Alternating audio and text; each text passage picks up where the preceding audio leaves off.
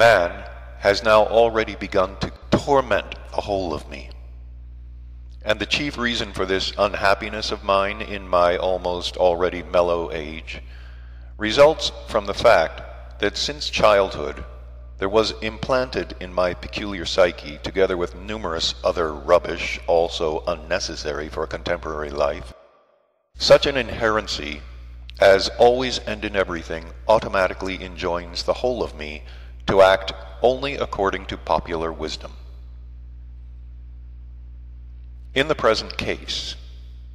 as always in similar as yet indefinite life cases,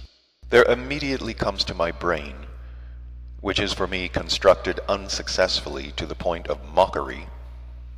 and is now, as is said, running through it, that saying of popular wisdom which existed in the life of people of very ancient times, and which has been handed down to our day, formulated in the following words: every stick always has two ends. In trying first to understand the basic thought and real significance hidden in this strange verbal formulation, there must, in my opinion, first of all arise in the consciousness of every more or less sane-thinking man the supposition that in the totality of ideas on which is based and from which must flow a sensible notion of this saying lies the truth,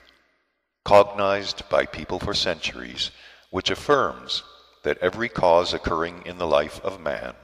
from whatever phenomena it arises, as one of two opposite effects of other causes, is in its turn obligatorily molded also into two quite opposite effects.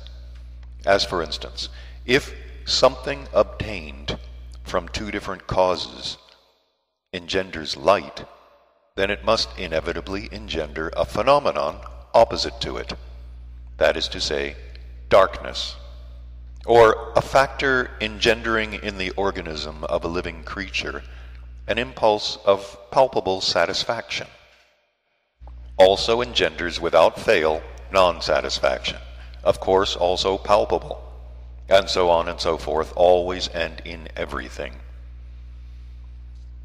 Adopting in the same given instance this popular wisdom formed by centuries and expressed by a stick, which, as was said, indeed has two ends, one end of which is considered good and the other bad, then if I use the aforesaid automatism, which was acquired in me thanks only to long practice, it will be for me personally, of course, very good. But according to this saying, there must result for the reader just the opposite. And what the opposite of good is, even every non-possessor of hemorrhoids must very easily understand. Briefly, if I exercise my privilege and take the good end of the stick, then the bad end must inevitably fall on the reader's head. This may indeed happen, because in Russian, the, so to say, niceties of philosophical questions cannot be expressed, which questions I intend to touch upon in my writings also rather fully, whereas in Armenian, although that is possible, yet to the misfortune of all contemporary Armenians, the employment of this language for contemporary notions has now already become quite impracticable. In order to alleviate the bitterness of my inner hurt owing to this, I must say that in my early youth, when I became interested in and was greatly taken up with philological questions, I preferred the Armenian language to all others I then spoke, even to my native language.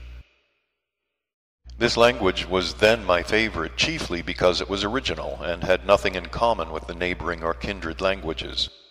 As the learned philologists say, all of its tonalities were peculiar to it alone. And according to my understanding, even then, it corresponded perfectly to the psyche of the people composing that nation. But the change I have witnessed in that language during the last 30 or 40 years has been such that instead of the original independent language coming to us from the remote past, there has resulted, and now exists, one which, though also original and independent, yet represents, as might be said, a kind of clownish potpourri of languages, the totality of the consonances of which, falling on the ear of a more or less conscious and understanding listener, sounds just like the tones of Turkish, Persian, French, Kurd, and Russian words, and still other indigestible and inarticulate noises. Almost the same might be said about my native language, Greek, which I spoke in childhood, and, as might be said, the taste of the automatic associative power of which I still retain. I could now, I dare say, express anything I wish in it, but to employ it for writing is for me impossible, for the simple and rather comical reason that someone must transcribe my writings and translate them into other languages, and who can do this? It could assuredly be said that even the best expert of modern Greek would understand simply nothing of what I should write in the native language I assimilated in childhood, because my dear compatriots, as they might be called, being also inflamed with the wish at all costs to be like the representatives of contemporary civilization also in their conversation, have during these 30 or 40 years treated my dear native language just as the Armenians,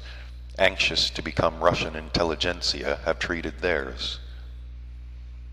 That Greek language, the spirit and essence of which were transmitted to me by heredity, and the language now spoken by contemporary Greeks